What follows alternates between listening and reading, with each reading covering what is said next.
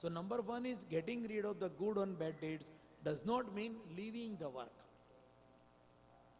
When we say getting rid of, that means we are leaving something. When we say, I got rid of my, the junk in my backyard, that means you left it. Here, in this case, God is not telling us that you get jahatiya. Getting rid of is not the getting rid of the actions, getting rid of the fruits, but getting rid of the connectivity to it.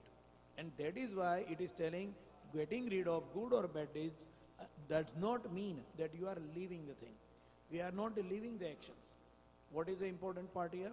The important part here is that because of this method, people do not have to leave the world. Most of the religion, as we have seen, and in many cases, many of the religion and sampradayas, they say that if you want to get the moksha, if you want to get, the nirvana, then you have to leave the world. You have to leave the actions. You should not get married. You should not have family. You should not be doing a job. You just wear some very simple clothes, or you may not wear any clothes, and you leave the world. God is very clearly telling here, Sukruta, Duskruta, even if you are doing good or bad, both cases, you are not leaving it. Keep doing it. But while doing it, you do it with a yoga, the method of yoga in your mind, your intellect. Intellect should be connected with the actions. So that is very important part, because there are so many schools of thoughts which have told, oh, you want to get moksham, you want to get nirvana, you have to leave it. And then there are so many people who are leaving it also. And the funny part or unfortunate part of it is, people who leave those things are considered as a pious people. So those people who cannot leave because of one or the other reason, what do? They respect those people who have left the world, or who have left all those, what is called as the sansaric sukha, the worldly happiness. God is telling, no, anybody can get a liberation by doing the buddhi yukto jahati. In this world, while working, while being in the life, while enjoying the worldly sensual happinesses, you can still get the liberation. There is no need, there is absolutely no need to leave the world. There is absolutely no need to say that unless you leave these fruits, unless you leave this world, you will not be able to get the liberation. That is incorrect. God is very clearly telling here, it means that the person is more concentrated to perform to the work and not to the fruit. That is how the actions should be done. And then whatever action we are doing, good or bad. Sometimes we do bad actions also, knowingly or unknowingly. We have to sometimes take harsh decisions, which may be injustice to some other people. We have to take it. We have to do. What happened in Mahabharata? Bhishma Pitama and Arjun were fighting in the Kurukshetra. Naturally, Bhishma Pitama was not a defeatable person at all.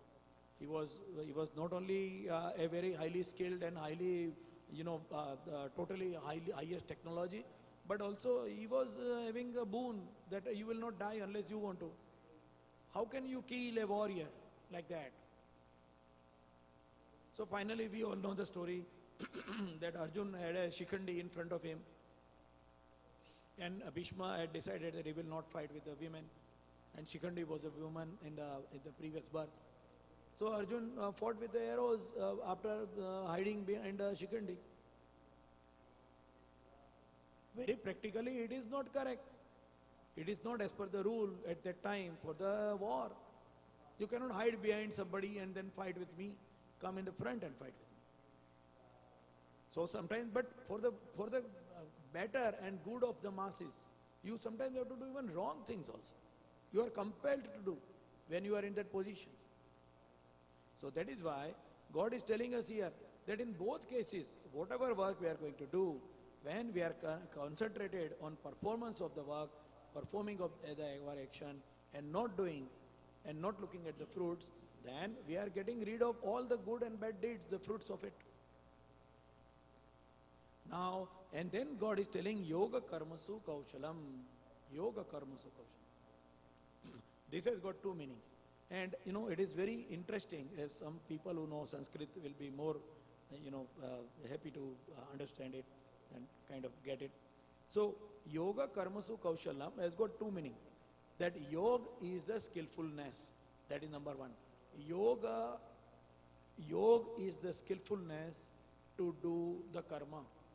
In other words, when you are doing a karma, if you are doing the karma as a yogi, through the psychology of a yoga, through using your intellect and getting yoga into your actions, that is a kaushalam, that is a skill.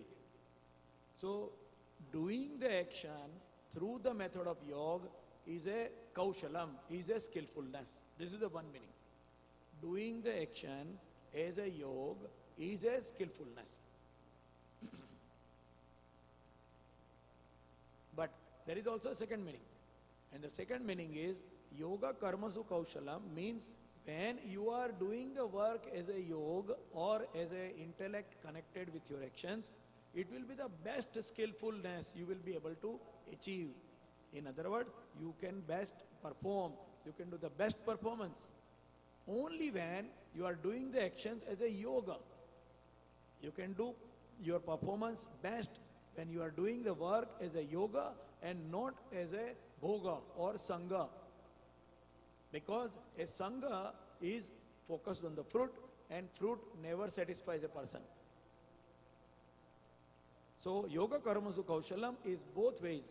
One is that doing the work as a yoga is a kaushal, is a skillfulness. And second is, when we do the work as a yoga, we will be highly skilled in doing the work.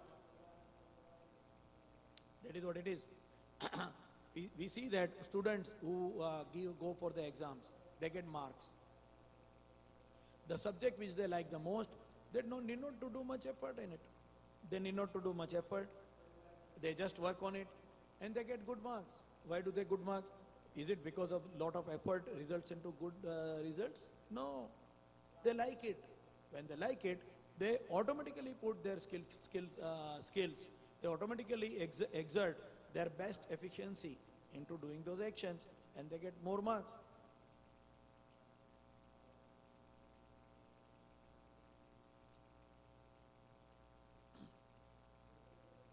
In Hindi, if we say, sometimes it is easier to say in Hindi because it is Sanskrit. It is better and easy to translate it in Hindi than in English. But so व्यक्ति अपनी क्षमता और कुशलता का सबसे ज्यादा उपयोग वहीं कर सकता है जहां उसे फल की इच्छा ना हो.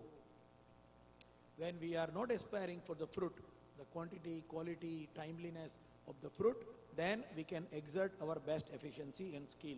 That is also the meaning of the yoga karmasu kaushalam.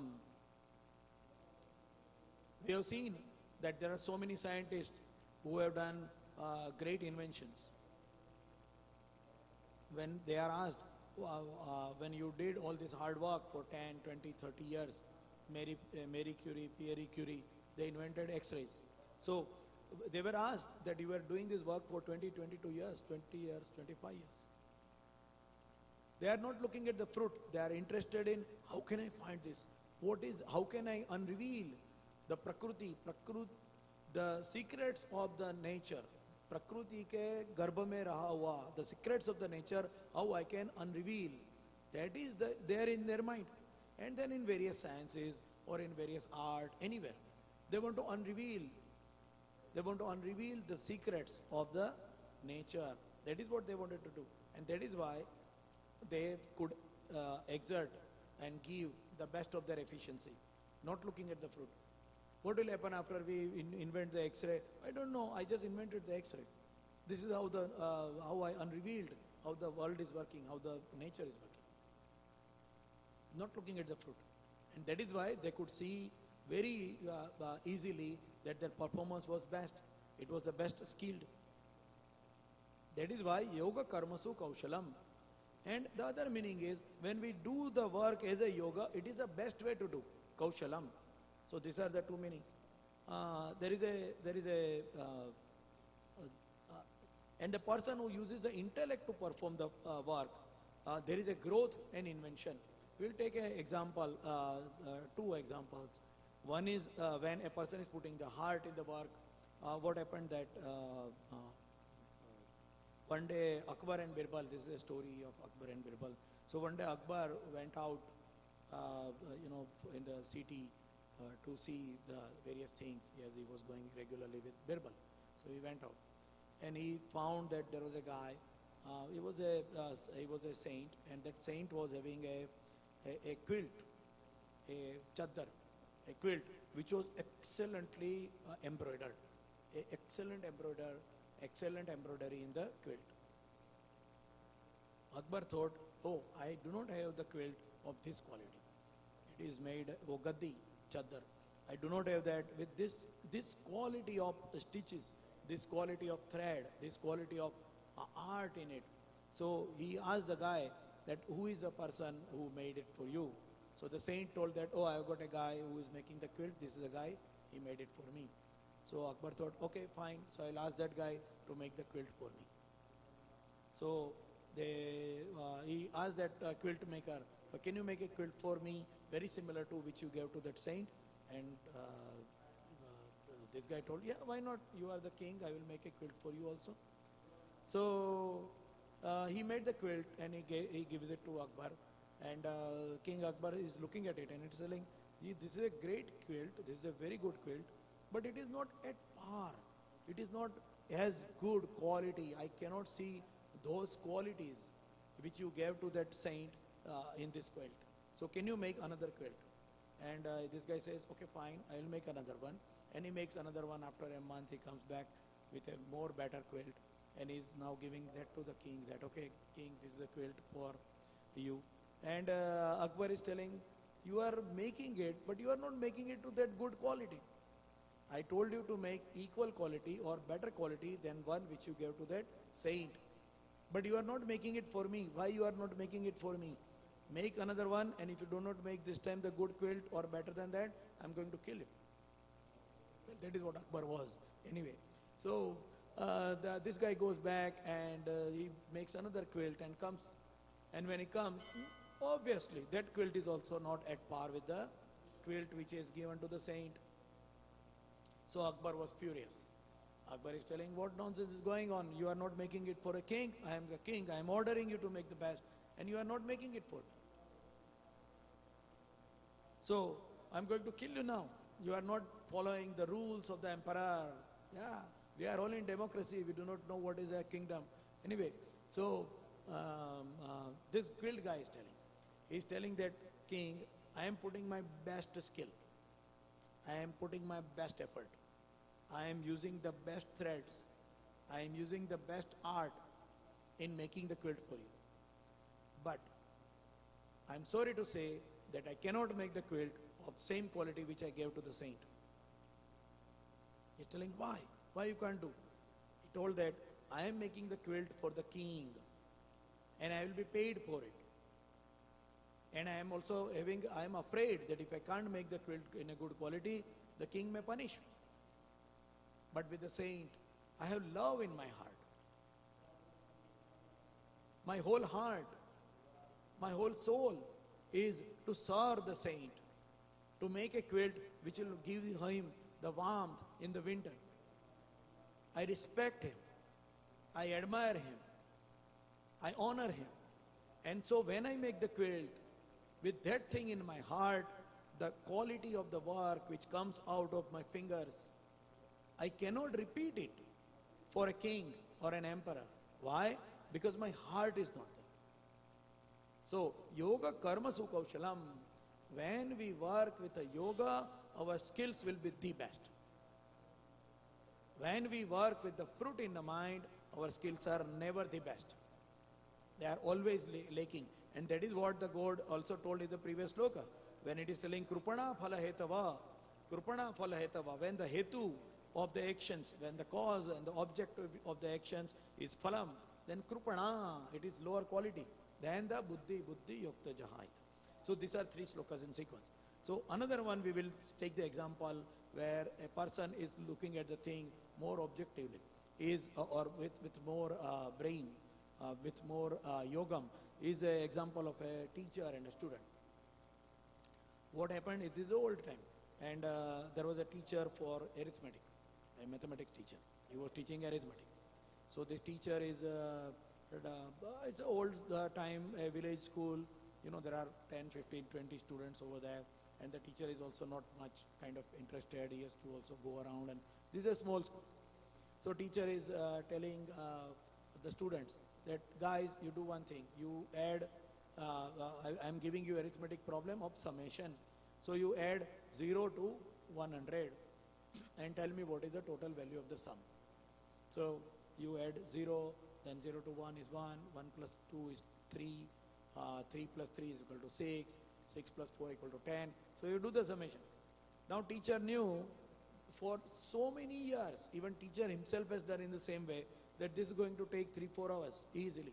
So all the students will be busy, and he can easily relax. He can even take a nap in the class, no problem. And all the students will be busy. How quickly I can do the summation. And he used to do it for so many years. And all the students used to also do the summation in the same way. Now, on this specific class, on that day, the teacher asked the class, same question. You do the summation from 0 to 100.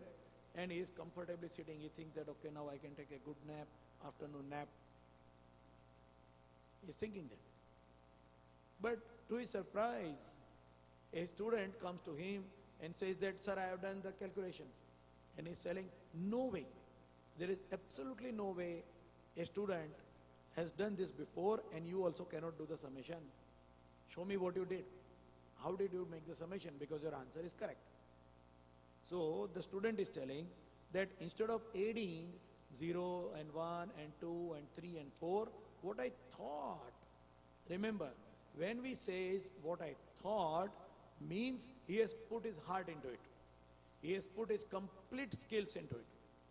So he says that I thought that 0 plus 100 equal to 100, 99 plus 1 equal to 100, 98 plus 2 equal to 100. So I thought how many pairs of 100 I have got between 0 to 100. And I just added those pairs as 100 plus plus plus plus, and I come with this answer. Teacher in his whole life never thought that this can be a method of summation. Even teacher. When he was a student also, he used to do the summation in the same way. He never thought in his life. Why? Of course, the teacher was very honest. So teacher told the student that, you know what, you got much better brain than me. You are putting your heart much better than me in the arithmetic. I am not a good teacher for you to learn from me. So you go to this university or you go to this school and you study further, because that is where your brain will be utilized much better way. Anyway, the message is that why could that student identify the problem and resolve the problem in a much better way than the teacher who had been doing it for years? Because teacher is interested in the salary. Teacher is interested in how comfortably I can live my life by doing the job of teaching. Whereas the student is interested in how better way I can perform my actions. Rather than doing a kind of a donkey work, a drudgery work of 1 plus 2 plus 3 plus 4, is there a better way to do the summation? Where does it come from? It comes from buddhi yukto jahahita. He puts the intellect into the work. When we put the intellect into the work and not looking at the fruit, how quickly I can do. Why couldn't other students come out of it? Come out with a similar way?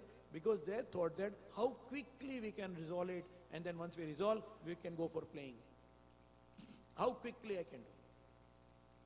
They never thought how intellectually we can do this. How more better way I can think about it. And who can think more better way? Who are interested in arithmetic. That is how the student came. So these two examples. One is where we put the heart into it. So both sides. Where we put the heart, where our intellect is telling this is the best. The saint is the best. The saint is there who is working for the society. The saint is there who is working for a betterment of the humankind. So I will respect him.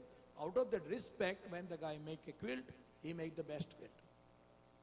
The saint is not going to pay him at all any money for sure. That is what you get. And same way for the student. So we can see two examples where in science or in a non-science area like a quilt, in both cases, a performance, yoga karamasu kaushalam, a performance can be best when we work, when we connect with the actions as a yogam. This is what it is. That is what it's telling. So there are two meaning out of it. The same sentence has got two, but both ways, finally they result again into the same way. That while you are doing the work, do the work as a intellect, as a connect, as a yoga. That is all. So we will go further in the next sloka now. That if it is a yoga and if we can exert the best skill, then how we can, but how to achieve that? What is the method of it? How not to get into the sangha, but how to get into the yoga. So we will go to the next sloka, 51st sloka. I will do the chanting first, and then we will go further on it. So I'll chant a second chapter, 51st sloka. Karmajam buddhi yukta hi phalam tyaktva manishina janma bandha vinirmukta padam gacchanta namayam. So many important words here. Karmajam buddhi yukta hi. Karmajam buddhi yukta. Again here there are two parts. Buddhi yukta is doing the karma in that way. One who has got that intellect, the wiseness. Manishi, that is the word, manishi word is here. So the wise endowed with equanimity of intellect. Buddhi yukta, one who is yukta with the buddhi. Then we say everybody has intellect. Everybody has got, yukta means who is bestowed with. So we say that everybody has intellect. Are we using our intellect? Einstein sometimes, once he told that we are hardly using 2 or 3%, I don't remember exactly, 2 or 3% of our intellect all through our life. We don't use the 97% of our intellect. A scientist who is proven to be the best scientist in the world, such an intelligent person, is telling that I am hardly using 2 or 3% of my brain. So here it is telling buddhi yukta. One, it's not, yukta word is very important because here sometimes it is so seen as bestowed or given. But yukta means you are utilizing it. If we are given something and we do not utilize it, then we are not having it. That is what the word yukta in Sanskrit means. Yukta means you have it, but you also consume it. You use it. People who have got intellect, they don't use it. Then you are not with the yukta. So buddhi yukta means you have the intellect and you use the intellect. That is a person who is called as a buddhi yukta. Buddhi yukta karmajam. Born with fruitive action. We are born with fruitive action. Prakriti is making us a person who is with the fruitive action. We are always with the fruitive action. Anybody, even if the child, when we are young, it is always that when we are born, we are told that you do this, you will get this. Carrot and stick. Mama tells us, if you do this work, I'll give you a chocolate. So we learn that in anything in our life, we should have a fruit. But when we are buddhi yukta, karmajam, we are born with fruitive actions. The wise endowed with equanimity of intellect, means buddhi yukta, abandon the attachment to the fruits of actions. Phalam tyaktva manishinim. Manishi means one who is bestowed, who is given, who is utilizing, who is endowed with equanimity. He is the person who is using his intellect. And he is doing what? He is doing phalam tyaktva. This is the most, again, a very deep and completely misunderstood. When somebody says phalam tyaktva, that means whatever actions you do, you get the phalam of it, you get the fruits of it, and you tyakta, chhod do, phal ka tyag karo. Karma karo, phal ka tyag karo. So we all think, if I am going to do such a hard work, I am going to do all this, and I have to just phal ka tyag. You imagine at our home, suppose there is a lady, there is a person who is cooking the food because everybody is hungry. They are cooking the food. And after cooking the food, when people are hungry, we say that phalam tyaktva. You have cooked all this food, you throw it in the garbage. Is it okay? We cannot. We say that, okay, I studied this course, I studied this, but tyaktva, chhod do. So what is the meaning of tyaktva here? Phalam tyakta, we will try to understand it. Here we have got phalam tyakta, and before we had got the word sanga tyaktva. Actually, these both things are one thing, two sides of same coin. Phalam tyaktva and sanga tyaktva. Sanga comes before the action and phalam comes after the action. But they are both same coin, two sides. One who leaves the sangha, one who does the sangha tyaktva, automatically he is doing the phalam tyaktva. And this action is done through buddhi yukta. That is how the equation is fitting in. One who is buddhi yukta, one who is connected with the intellect, will obviously not get into sangha. He will not get into attachment. He will not get into the luring. He will be coming out of it. So he will be leaving the sangha because he is buddhi yukta, and because he is buddhi yukta, when he is leaving the sangha, naturally the fruits which are coming out of the actions, he will be leaving the fruit also, and that is why phalam tyakta. So knowingly, sangha tyakta means knowingly removing the subject from your head, from the intellect. That is disconnect. But actions will be there, and actions will bring the fruits. So when the fruits are coming, God is telling phalam tyaktva manishinim. So how can we do phalam tyaktva? When the results are coming, results will be there. How can we leave the results? How can we, and should we not use the fruits?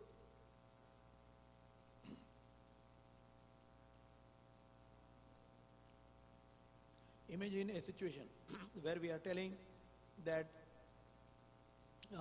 there is a village and that village needs water. So they are going to dig a well. They are all in a good shape, in good faith. They are telling that, okay, you know what, we will be all digging a well.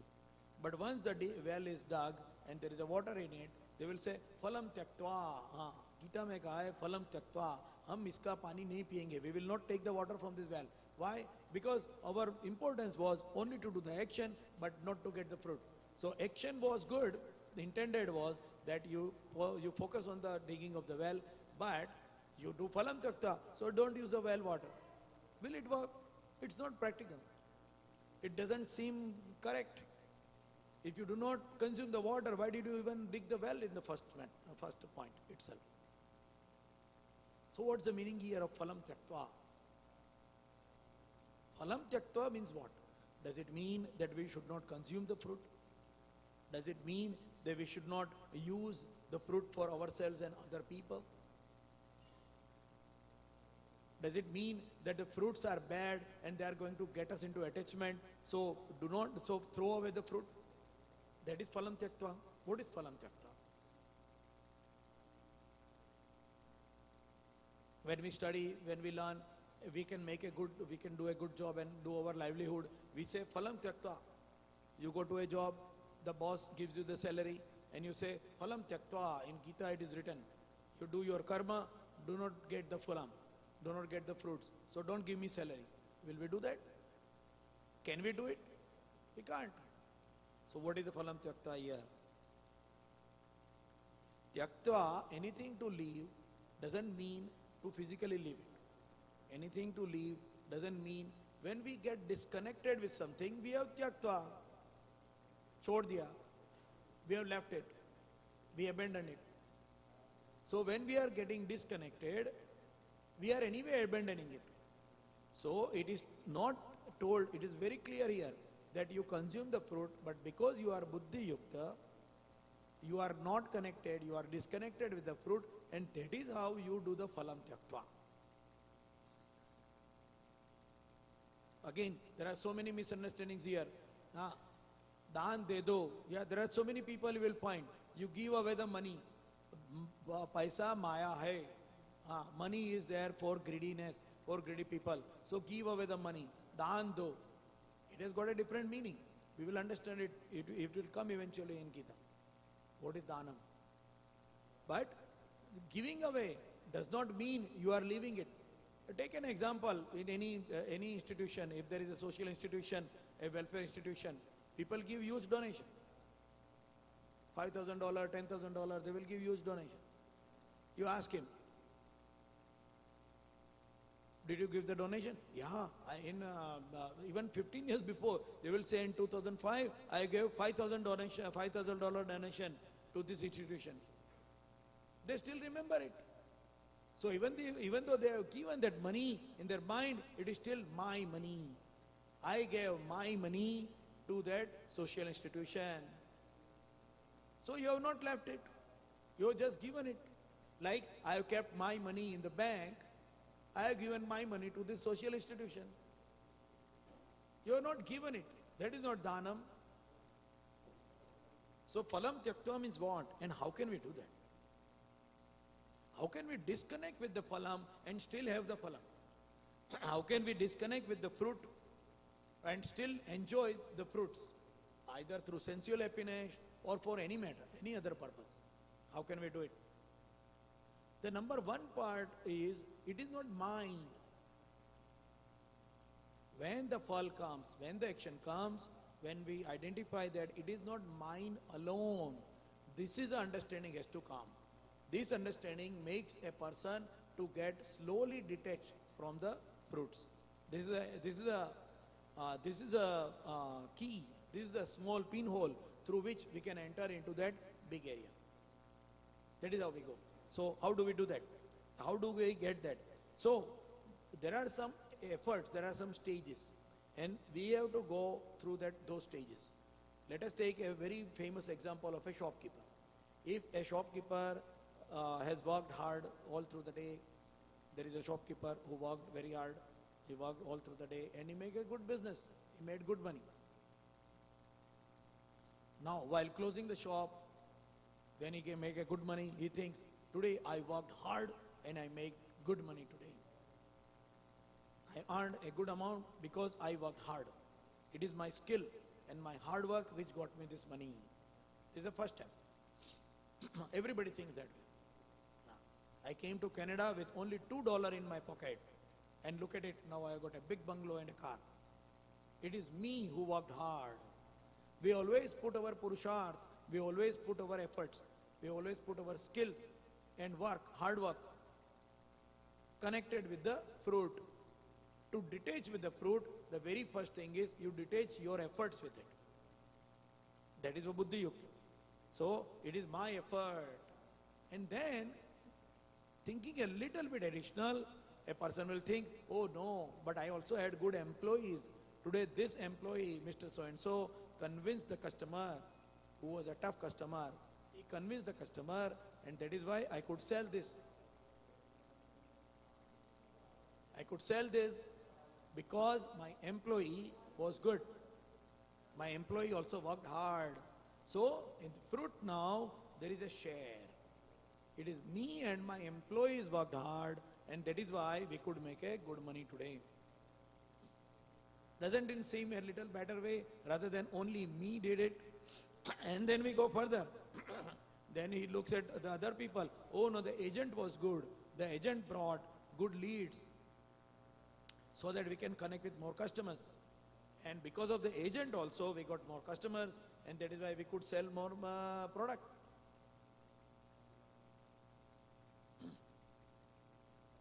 So it is not only employees, it is also contribution of the agents. And then he goes a little further. If he is a more a thoughtful or pious person, or maybe God-believing person, then he will say, but my fortune was also good, because 3 days before, when I worked this hard, it didn't give me this much this much good earning. But today, with the same effort, I got it. So maybe my luck is also good. My fortune is also good. So people think that. But in that case also, he is sharing the fruit with the fortune. He is giving some part, some grace also to the fortune or to the, his previous good deeds. That why my fortune is good? Because I did something good in the past. So again, it comes as a fortune, as a sharing. And in the last, if the person is really believing God, he will say that, you know what, the God also helped me. In the whole case, in this whole example, basically the person is sharing. may not be sharing the fruit physically, but sharing it in the mind that I am not the only cause, I am not the only reason for this great earning, but also there are other people and there are other causes in it. So, number one is to share in your mind about the fruit.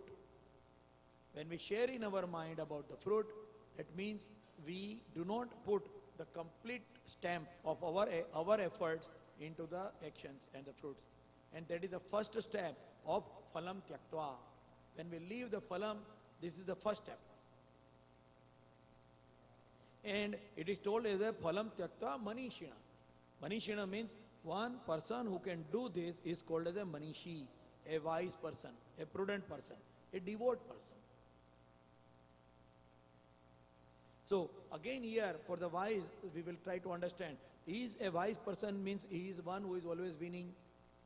He is a wise person who is always getting the more and the best? No. It is not. A wise person sometimes loses. The excellent example of that in our in the life of Shri Krishna, Bhagwan Shri Krishna. Bhagwan Shri Krishna, once he left the battlefield, we know, Ran Chod Raya Ki Jai. When he had to fight with the Kaliyavan, it was a very very strong enemy. He can't kill him. He knows it. So it is wise at that moment to run away from the battlefield. Jarasangh was always fighting with the Yaduvansh in Mathura because Krishna killed Shishupal, the Jarasangh son-in-law. So naturally he was upset that why did you kill my son-in-law. So Jarasangh was always attacking Mathura. So it was wise that you leave Mathura. When all the Yaduvanshi people met and they told that we will go and we will fight with Jarasangh, he told no. He has got animosity only to me and not to the Yaduvansh. So if I leave Mathura, then he will not attack Mathura, and all my Yaduvanshi brothers and all other their families will be safe. So Krishna leaves. Why did Krishna go to Dwarika? Why did Krishna left Mathura and go to Dwarika? Because Jarasangh was attacking Mathura for him, for Krishna. When Krishna leaves, as we even see the geography where the Jarasangh was living, and when where Magadha, and then where the Mathura was there, and when Dwarika, he went to the utmost west coast, Dwarika near Gujarat, in Gujarat now. He went to the utmost corner of the land, so that Jarasangha will not attack Mathura. This is a wise way of doing. It is not that he is coward. It is a wise way. So always a wise doesn't mean winning. Wise doesn't mean always fighting and winning. Wise also means that you are doing the actions, or rather the wise means that you are doing the actions what is needed at that moment. That is wise. And Sanatana Dharma does not focus on the result. It focuses on the path and method. We'll take another example. Because see, this fruit is coming into the whole how phalam tyakta is there. There was a guy who was fetching the water from a pond to the village. There was a guy who was working for fetching the water. So he was having what is called as a kawad. We call it in kawad in our language. Basically a stick with a long stick with two pots hanging from ropes on each end. So he was carrying it and he was fetching the water. So he will go to the pond, he will fill up the pots, and he will come back to the village. And he was fetching the water. Now, he was doing it every day. He's walking along that big path and he's coming back, he's coming to the village. Now, what was happening is that one of the pot was little leaky. It was having a little crack in it. So, there was some dripping of water from that pot. So, one day, the pot which was all good told the pot which was having a crack. He told that, see, the final result, the outcome, the productivity. Yeah, we always talk about the productivity nowadays, especially in this part of the world. So see, look at it. The person is filling both the pots equally when he is coming from the pond. But when we reach the village, you are almost half. You are not productive. Your actions are not fruitful enough. You are not performing to the best. Your outcome is not complete. That is what the one pot taught to the other pot. This pot told, yes, that is correct. You are right. When we are both filled with the same, basically we are both given same resource, and when we give the outcome, I give half of the outcome than what you give. But you also look at the other side. What is the other side? Because that pot is little leaking, there is a dripping of water all along the way from the pond to the village. There is a dropping of water, small droplets of water. Every time when the person is carrying it, because he is carrying it on the right, he is a right-handed guy, so he is carrying it in this way. So the leaky pot is on one side of the street, of the path, and the other regular pot, the common, the good one, is on the left side. So always this water fetching person is coming like that. So he's telling, look at it, the side on which I travel, there is a water dripping, and because of that water, minor seeds, small seeds in the path are getting water, and they come out. It blossoms as a flower. It comes out as a grass, as flowers. So the one side which you are coming through has not grown any flowers, but the side which I am coming through has got the complete flowers along the path. I may not be fully productive. I may not be fully giving what is resources are given to me. But the outcome is not measured only by the amount of water reaching the village, but also see that how you are traveling through. So the Sanatan Dharma is not focusing only on the results, but travel, how we achieve it, how we do it. This is more important than anything. End results are not important. Important thing is how they are achieved. Karma, that is what the karma. Karma ke upar dhyan rakho. Focus on your karma means what? Focus on your actions. Don't focus on the result. This is important in the life. People don't look at the focus on the action and see how that action can be done in the best. Phalam tyaktva manishinim. Here the phalam tyaktva doesn't mean you leave the fruit. But while working on that, how you achieved it. When we say that we achieved it, so when we achieve it in a way which is more betterment for more masses, then even if it is a small amount, it is great. Because we take the part, because we understand, we recognize the effort of other people, we recognize the effort of the society, the employees, the agent, in the case of the shopkeeper which we thought. We are understanding it. And that is what is buddhi. When we karmajam buddhi yuktai, phalam tyaktva manishinam. When we do phalam tyaktva, that means we share. And this is in very normal language. People say that you share your fruit. You got so many things, you got so much resources, now you are already established, share your fruit. And how to share? Through dhanam. And how to do the dhanam? In the temple. We will come to that, we will take that example, why the temples are there, why it is just to give through the temple, why it is not to give as a one-to-one individual, what are the effects of that, just like I gave the example. Yeah, you give a donation in a social institution 10 years ago, but you always say, oh, I gave this money, I gave this money, I gave this. You didn't do phalam tyaktva. You still have the money in your mind. Oh, I gave my money, I gave my money. Yeah. Oh, they are not doing good work, I gave my money. You still have the money in your mind. You have not done phalam tyaktva, even though you have given the money to the institution.